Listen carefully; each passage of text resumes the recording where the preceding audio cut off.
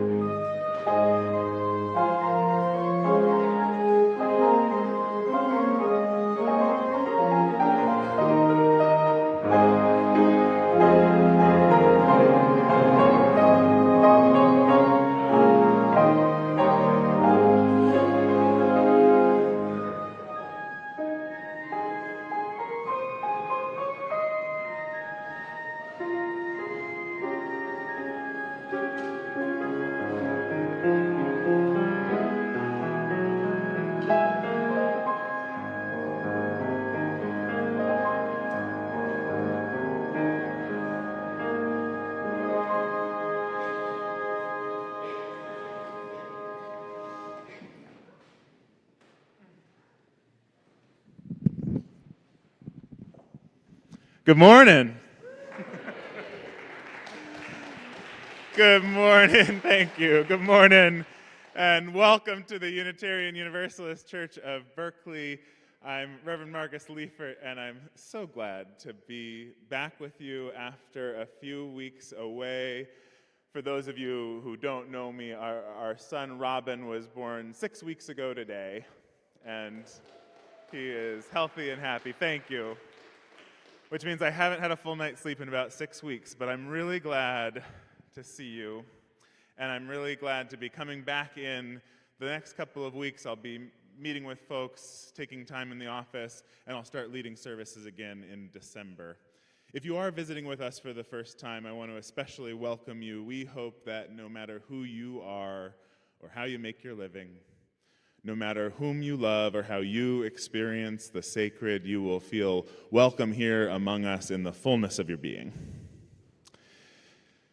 We gather each week here on the unceded territory of the Chochenyo-speaking Ohlone people, gathering at the intersection of arts, justice, and spirituality, honoring that we have inherited a broken covenant with the indigenous peoples, the first peoples of this land, and with the land itself. And we hope that we will learn to live into a new solidarity with the land and with its first peoples, to have the courage and the humility to do our part to repair that covenant. Everyone's invited to stick around after the service. We've got lunch served. And then today, I'm here with you today because I hear there's an important meeting happening. Is anyone going to come join me in some thoughtful deliberation? So I look forward to being with you for that meeting today. There's a memory book at the back of the sanctuary. If there's ever something on your heart that you would like to have lifted aloud during the service, you can write it there and we'll name it in the pastoral prayer. You can always also light a candle simply for a silent memory or prayer.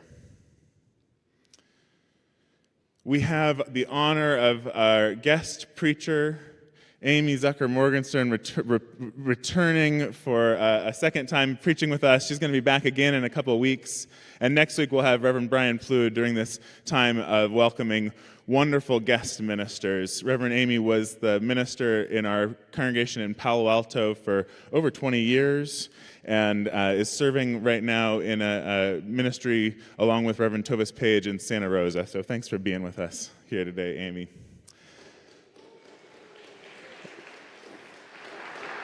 Once more, welcome. Before we sing our first hymn, would you rise in body or in spirit? And we're just going to turn to the camera in the back and wave to those joining us by Facebook or YouTube. So glad you're here with us in spirit. We feel you among us. And turn and just greet your neighbor. Wish him a happy Sunday.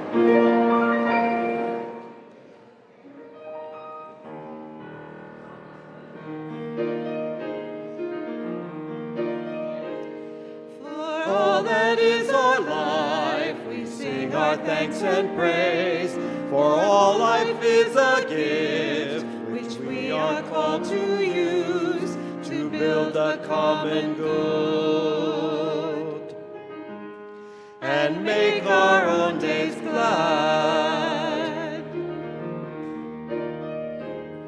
For needs which others serve, for services we give, for work and its rewards, for hours of rest and love, we come with praise and thanks for all that is our life. For sorrow we must bear, for failures, pain, and loss, for each new thing we learn, for fearful hours that pass, we come with praise and thanks for all that is our life.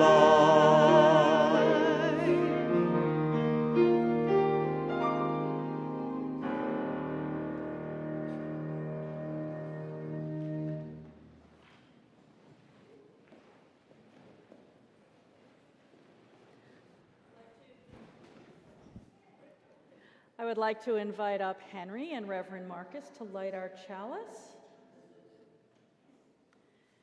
They share the words of poet William Stafford. You'll hear your cue. Henry, who turns 10 tomorrow, when I say may this light, this will be the moment. Or now. The words of poet William Stafford, it could happen any time. Tornado, earthquake, Armageddon. It could happen. Or sunshine, love, salvation. It could, you know. That's why we wake and look out. No guarantees in this life. But some bonuses, like morning, like right now. May this light we now kindle awaken us to the blessings of this day, this morning, this moment of now we share together.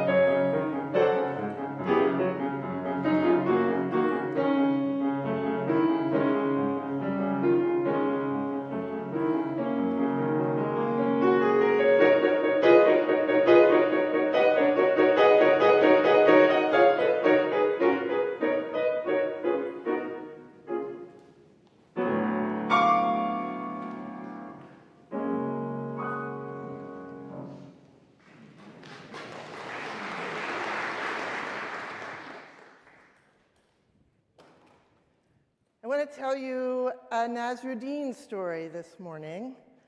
I have told a couple of Nasruddin stories before, and in the past I pronounced it Nasruddin, which turns out to be wrong.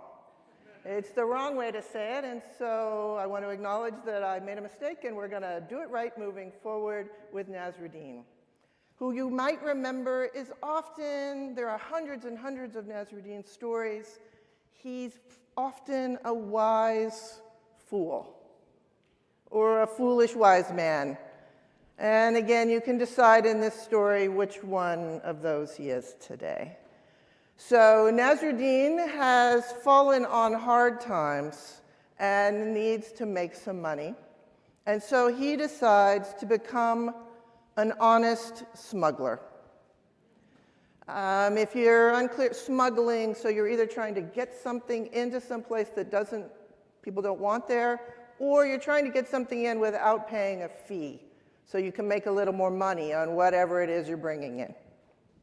So he's going to be an honest smuggler, and he starts off one morning, and he goes into town, and he announces, there's a guard there, and the guard says, what is your business here in town? And Nasruddin said, I am an honest smuggler. And the guard says, that's what they all say. And the guard proceeds to look through. Nasruddin has brought in a couple of donkeys that are loaded down with hay and bags, and so the guard carefully looks through all of the hay and all of the bags. And Nasruddin says, "You're not going to find anything there." And the guard says again, "That's what they all say." But in fact, he doesn't find anything. He doesn't find anything at all, and he has to let Nasruddin into the town. And so Nasruddin goes in, and then he leaves. And he comes back the following week.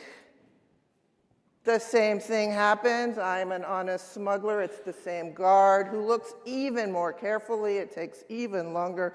Looks in the donkey's ear, all the different places, nothing. Has to let Nasruddin go in. Another week, and another week, and another week. We repeat this over and over. The guard is going he's having some issues because he can't find anything, but Nasruddin keeps saying, "I'm an honest smuggler." He starts looking at Nasruddin's clothes. At any rate, never finds anything. Years pass.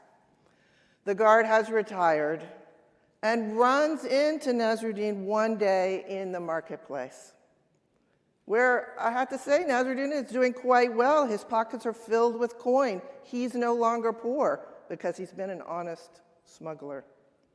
And the guard says, "I am retired now, and there's nothing I can do to you. I am not interested in getting you into any trouble, but I just need to know, what were you smuggling?" And Nasruddin says simply, "Donkeys." And that is my story. If we'll rise and body your spirit and sing the children out with Magic Penny.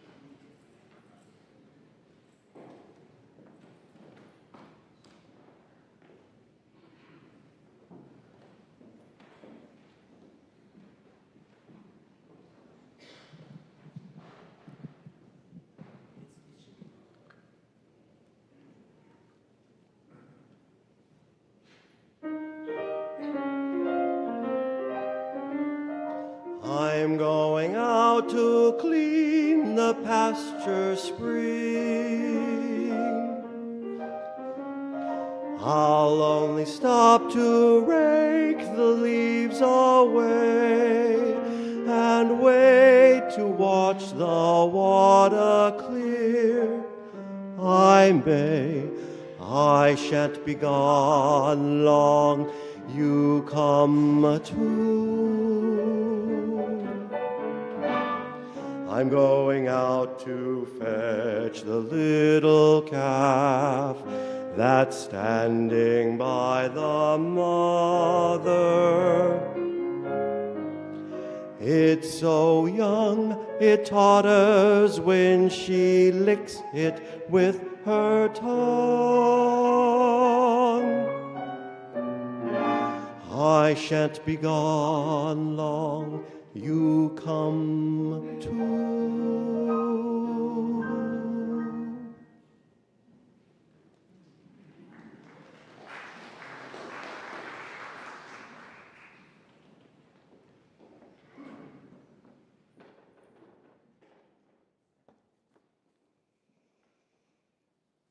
Let's take this time for centering, finding our center, which might not be within us at all. Maybe it's the center of the galaxy. Maybe it's the center of this earth. Maybe the center of our lives is in another person, in something we love. Let's bring that into our awareness and feel the security, the solidity of being in our center.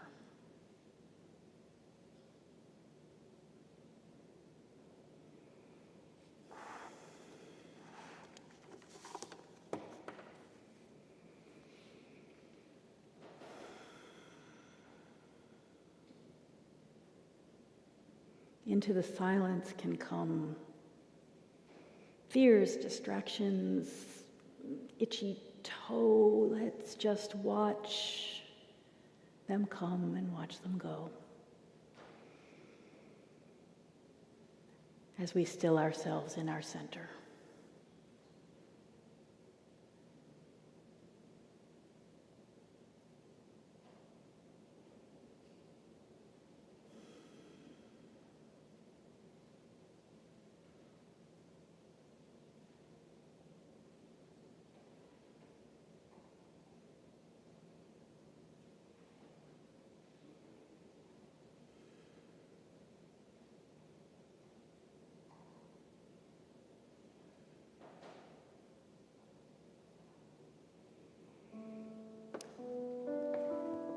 Let us lift up the prayers of the community. Our thoughts and prayers are with Hazel Gonick as she enters her last chapter. We admire her determination to get to church via her power chair, BART, and paratransit. May she have comfort and peace. Another friend also lifts up, please hold Hazel Gonick in your thoughts. Forgive any mispronunciations. I don't know the community well. Care and love for the Sokalski family as they begin a second round of treatment for Mitch's cancer. A community extends all of our love and prayer to a man and a family who love each other and this world so deeply. We love you, Mitch. Remembering Barbara and Bill Hamilton Hallway support the Berkeley Food Bank. We have the thought for Scott. Olivia, thinking of my great-uncle Russ, who passed away on Friday. Thinking of him and my family in LA. Brigitte writes, remembering my beloved dad, who would have turned 85 yesterday. Please pray for family healing and an end to the fractures and pain that surrounded and followed his passing. I am thinking of my sister Uli, who passed last week. This is from Imka. She is so missed. Please pray for all of her family, including her 13-year-old daughter. Deborah Schmidt shares from YouTube, Daniel and I are celebrating the arrival of our second grandchild, Onyx Leah, born October 23rd. I would like to encourage us all to hold with care one another as we enter into this community meeting, which is another kind of sacred time. To hear one another, see one another, meet one another with compassion and curiosity and the deep and, I hope, reassuring knowledge that we share deep love for this congregation and community, that we all bring goodwill to this meeting,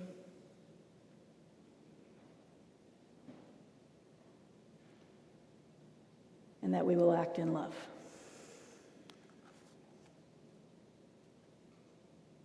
Amen.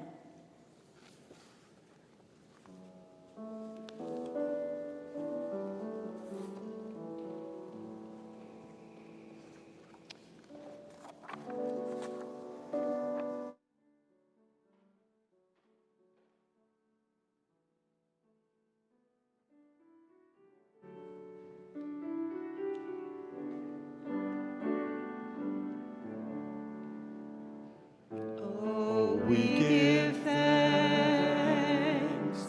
for this precious day, for all gathered here and those far away, for this time we share with love and care. Oh, we give thanks for this precious day. Oh, we give thanks for this precious day, for all gathered here and those far away, for this food we share with love and care. Oh, we give thanks for this precious day.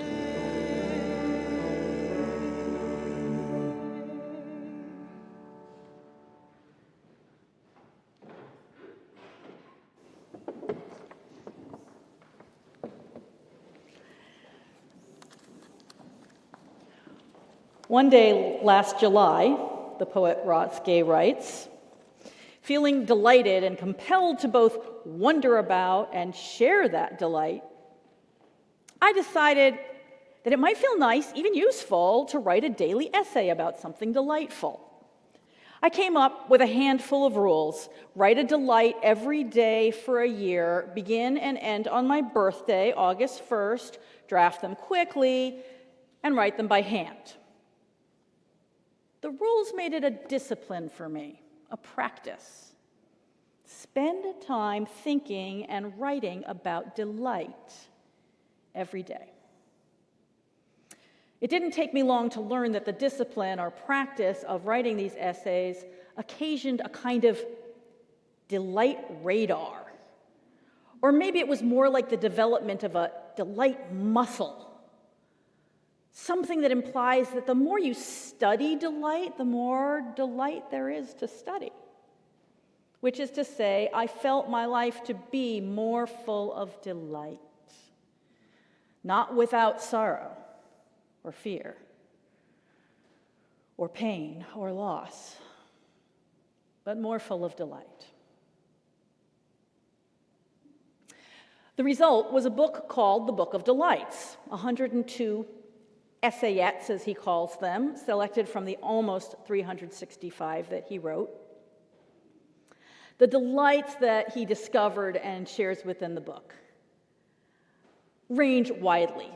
In Tomato on Board, for example, quote, "What you don't know until you carry a tomato seedling through the airport and onto a plane is that carrying a tomato seedling through the airport and onto a plane will make people smile at you almost like you're carrying a baby, a quiet baby." The responses that his baby tomato plant evokes from airline staff and other passengers and the people passing him in the terminal are indeed delightful. Another delight is the process of pulling up bindweed. Gay is a passionate gardener, and the garden shows up a lot in these essays. This tedious and necessary task requires him to get down on the ground and very gently follow each thread of bindweed, because if you break it, it will come back with a vengeance. And so he is brought into intimate proximity with what is going on in his garden. How the cabbages are getting nibbled, and the parsley is starting to get thick, and worms are tunneling through the soil. In another essay, his delight muscle transforms something many might find annoying into a source of joy. Reckless air quotes, he calls this essayette, because a new friend does use air quotes, these things, recklessly.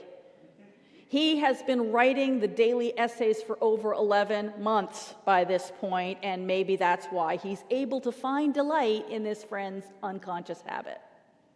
Speaking of annoyance, probably my favorite essay in the book is devoted to the state of feeling annoyed. All of these afford Gay delight. And his delight, like his smile in his author photo, I'll just put that out there as a teaser. Now you have to go get the book to see what I mean.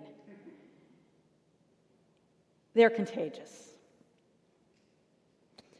Gay's reflections remind me that we can be contagious to ourselves, for good and for ill. Our present self, who we are today, now, passes on its experiences to our future self. What we notice, what we lift up in our own awareness, infects our whole day and the next day, and proceeding day by day our lives. As Gay observes, the more we study something, the more there may be of it to study. What we record for ourselves or others, we begin to notice more, amplifying its presence for us. Even if we aren't poets or essayists or even journal jotters, there are things we amplify by our attention, and other things that wither because we just don't notice them. It is as if we each do keep a nightly journal. We each have a book that we write. The ways we reflect on the day just past. The things we remember and dwell upon as we lie in bed. These affect the day to come.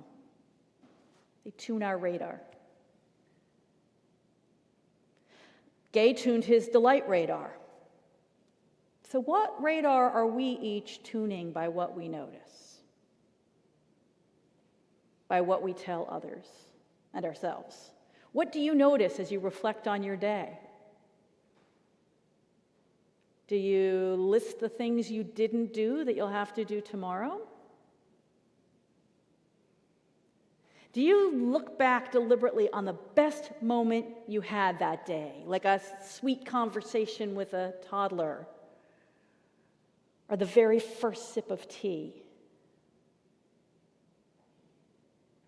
Do you remember all the mistakes you made and torment yourself by playing them over and over in your mind?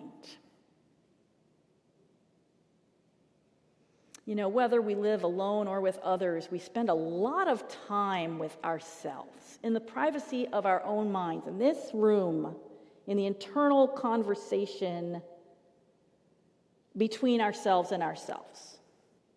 So in the little room you share with yourself, I wonder, what kind of roommate are you? Do you notice small gifts for which you offer thanks? Do you only speak up when your roommate leaves the dishes overnight? Do you berate your roommate? Or are you kind to yourself and appreciate yourself because your roommate really deserves that? Now, it's important to observe the bad parts of our lives as well as the good. I'll come back to that. But for a moment, let's notice that one thing that can happen with the things that we notice is that we give them more presence and power. You're probably familiar with the concept of a gratitude journal. You might not know that its effects have been the subject of research. Dr. Robert Emmons, a psychology professor at UC Davis, has led research teams in tracking people as they cultivate gratitude through a gratitude journal. He reports that even 3 weeks of daily journaling about what one is grateful for has astonishing results: physical, psychological, and social. Physically, people in the study who did the gratitude journal exhibit stronger immune systems. They're less bothered by aches and pains. They have lower blood pressure. They exercise more and take better care of their health. They sleep longer, and they report feeling more refreshed upon waking than the control group.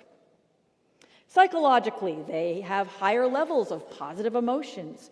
They feel more alert, alive, and awake. They experience more joy and pleasure. They have more optimism and happiness than the control group.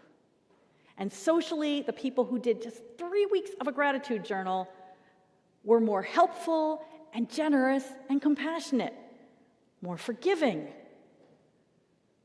more outgoing. They felt less lonely and isolated. So he and his team tracked the physical, psychological, and social. One category he doesn't address is the spiritual. Well, that's our department. And for me, there is no question that gratitude is a spiritual gift. And like bindweed, it persistently grows and sends off shoots of other gifts. Maybe that's why the Psalms are such an enduring part of Jewish and Christian scriptures. Over and over, the Psalms, the hymn book of the Bible. And join us to give thanks and praise, to notice for what we are thankful. Because living without gratitude is like refusing good food when it's spread before you. Here's the prophet Isaiah urging, "Everyone who thirsts, come to the waters. And you that have no money, come buy and eat. Come buy wine and milk without money and without price. Why do you spend your money for that which is not bread, and your labor for that which does not satisfy? Listen carefully to me and eat what is good, and delight yourself in rich food." And then the prophet says, "You shall go out in joy and be led back in peace. The mountains and the hills before you shall burst into song, and all the trees of the field shall clap their hands."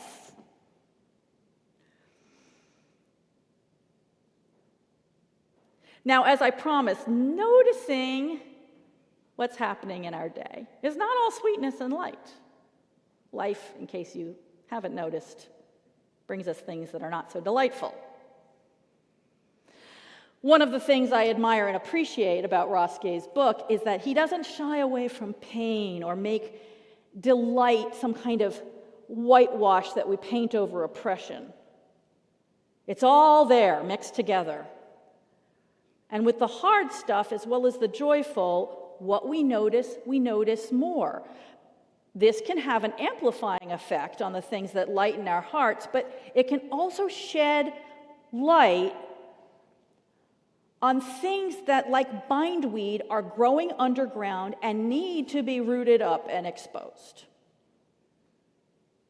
Maybe it can even give us some energy, even some delight for doing that work.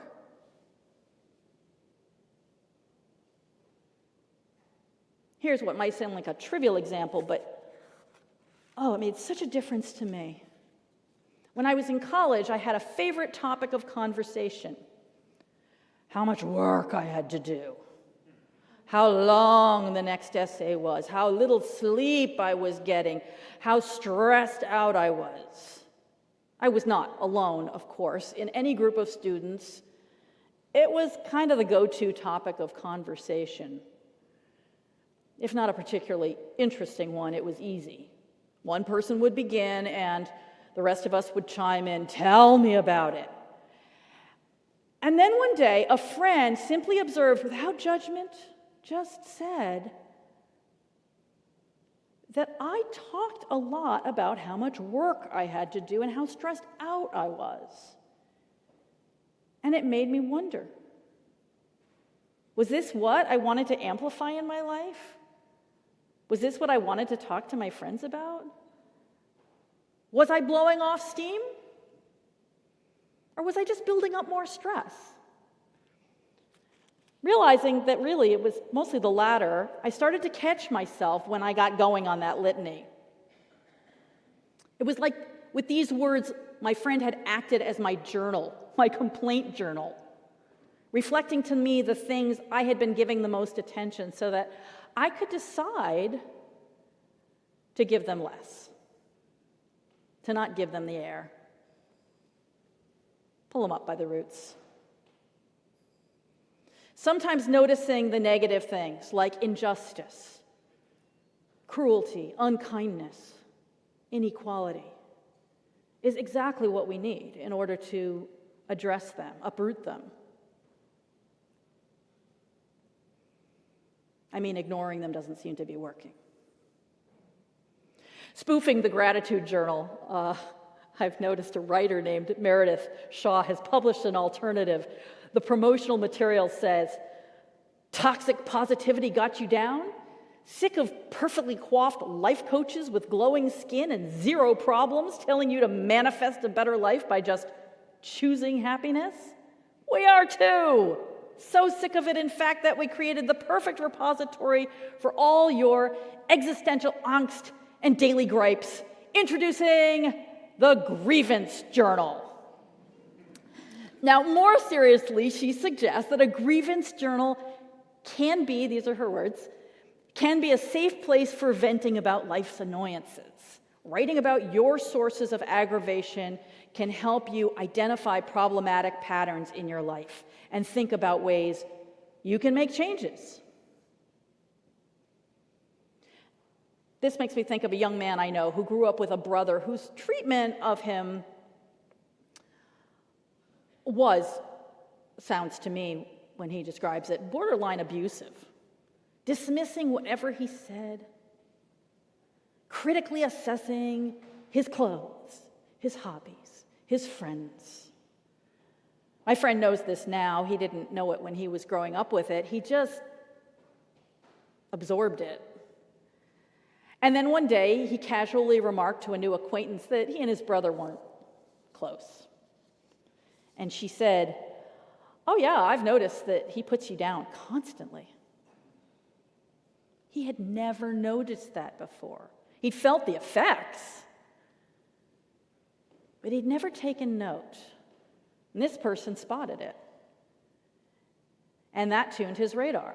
Could it be that his lack of closeness with his brother was not just a fact of siblinghood or a mysterious lack in their lives? Could it be the result of a pattern of belittling and insulting?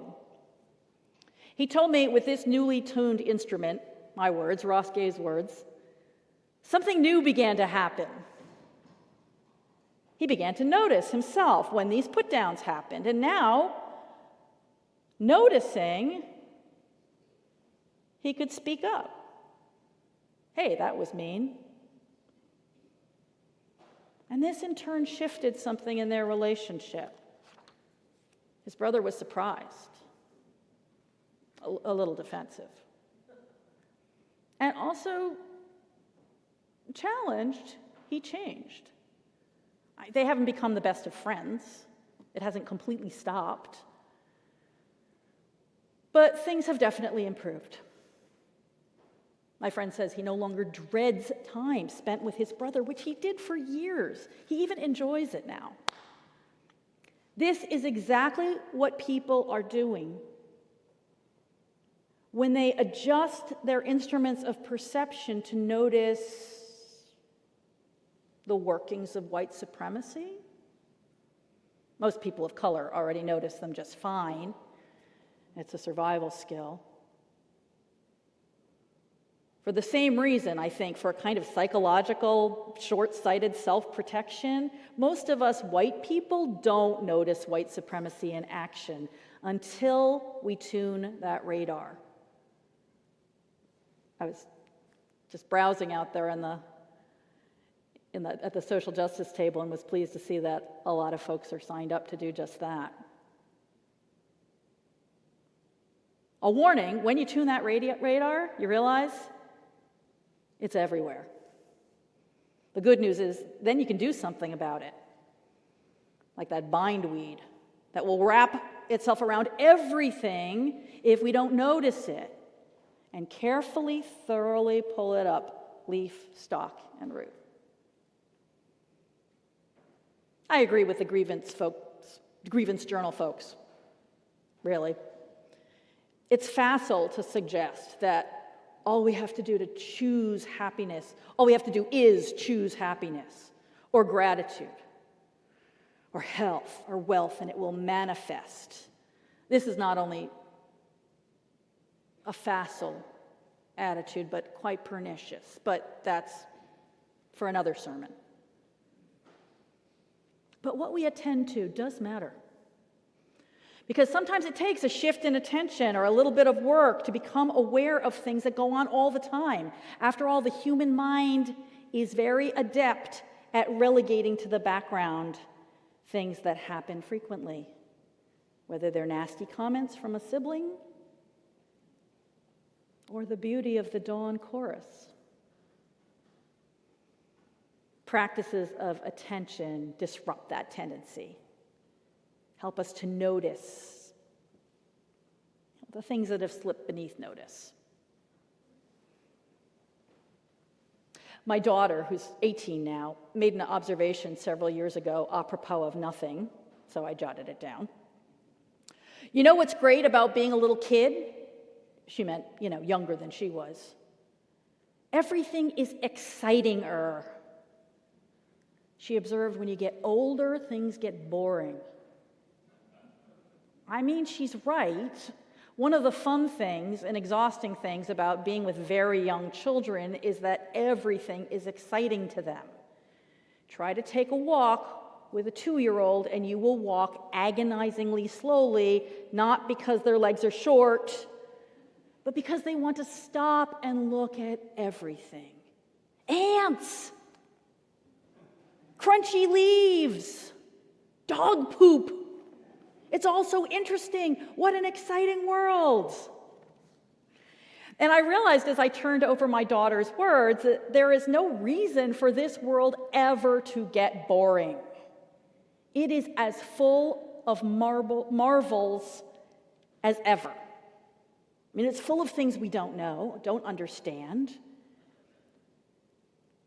It's just that as we get older, we've gotten used to the amazing things we see every day, so we may have to make an effort where amazement was once just our default. Once you're grown up. Ants, been there, seen those. But we have ways of making them exciting again. Like for ants, I'd recommend reading E.O. Wilson's work about ants. That'll get you interested. Or you don't even have to do that. Just do what a young child does if the adults around them don't prevent it. Devote 10 minutes to watching ants. Your boredom will fall away. I promise you. Ants will get exciting-er. We have to make some effort to clear away the ho-hum from our perception. And sometimes it's cleared away with a gentle brush, and sometimes with a noisy, disruptive backhoe. Gay's book was published in early 2019, and I read it about a year later. You remember what happened in early 2020. Suddenly, we were living in isolation, indefinitely, and worrying about a deadly epidemic with no cure, no vaccine. For many of us, maybe this is the bias of the generally healthy, our perception of our bodies was abruptly heightened. We noticed every cough, we noticed every ache. Was this the beginning of something really bad?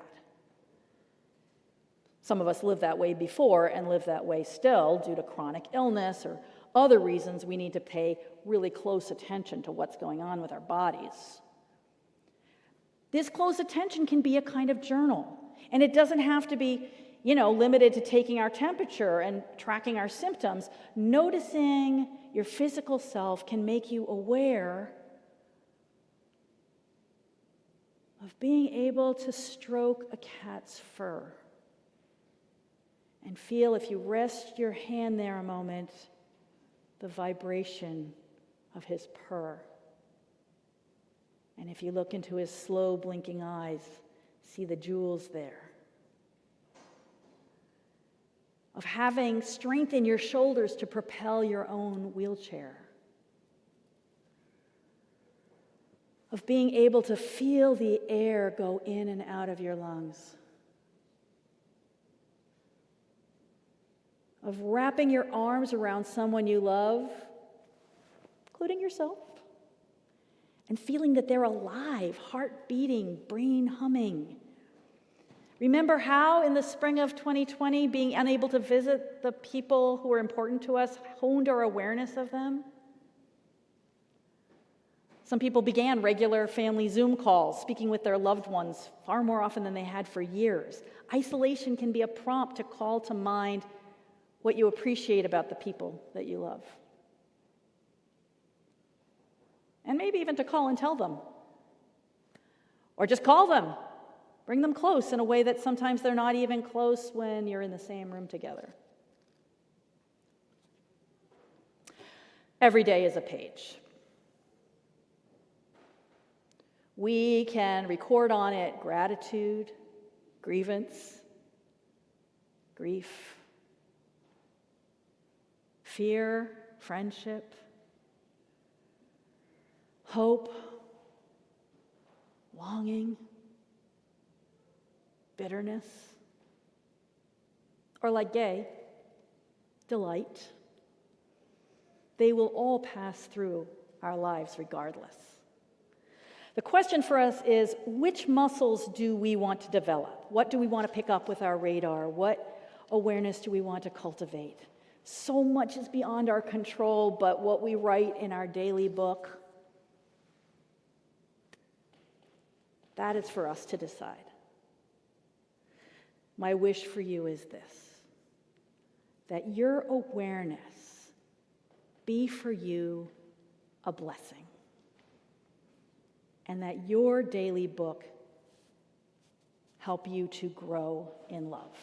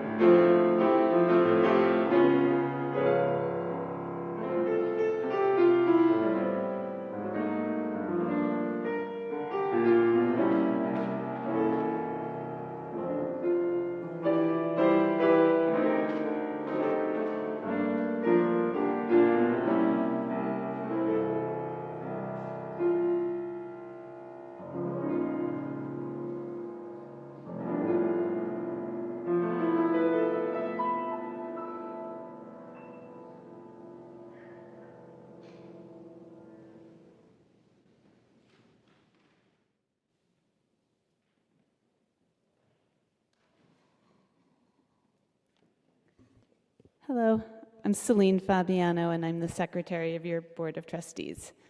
In our covenantal community, we share the responsibility for pursuing our mission by giving generously of our time, talent, and treasure.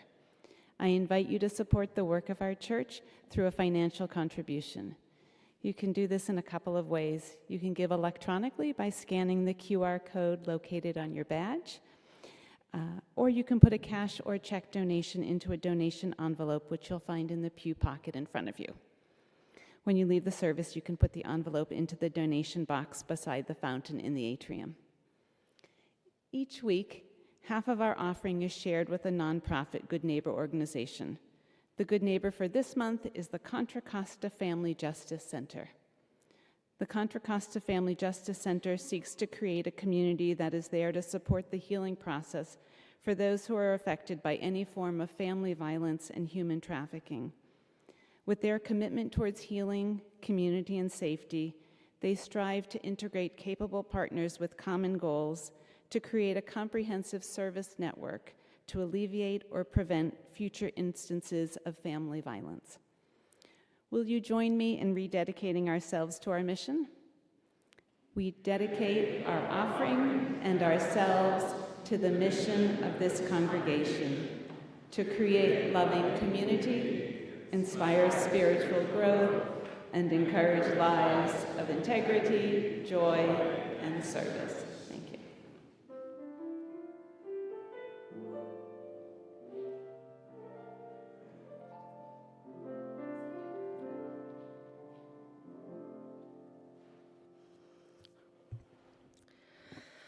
Hello, I'm Janae Hurd, the Operations Director here at UUCB. If you are new to our church and you'd like to learn more about how to get connected, I welcome you to find any of the greeters at the welcome table in the atrium after the service.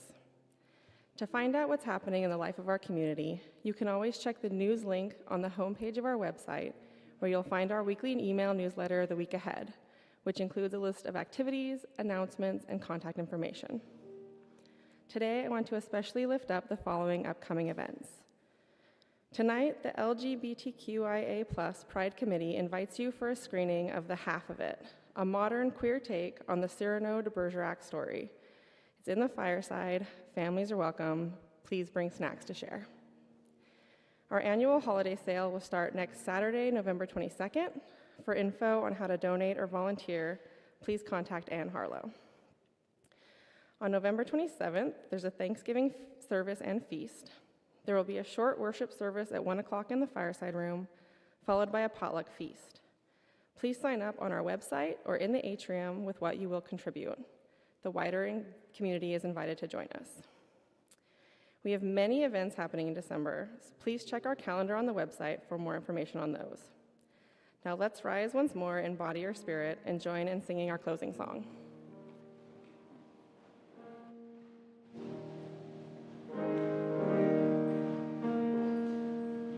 This Joy that I have, the world didn't give it to me. Oh, this joy that I have, the world didn't give it to me. Oh, this joy that I have, the world didn't give it to me. The world didn't give it, the world can't take it away.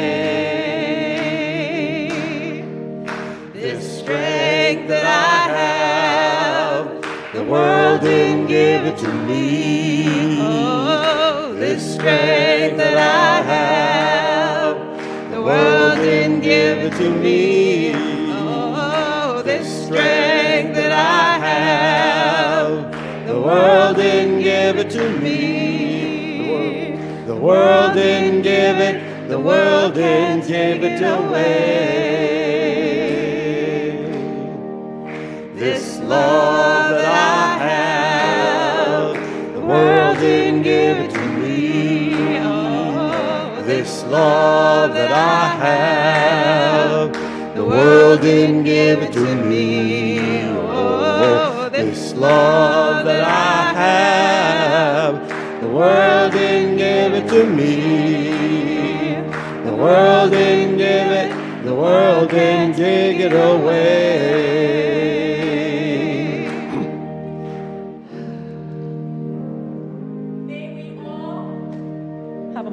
May we all go out in joy, be led back in peace, go in love.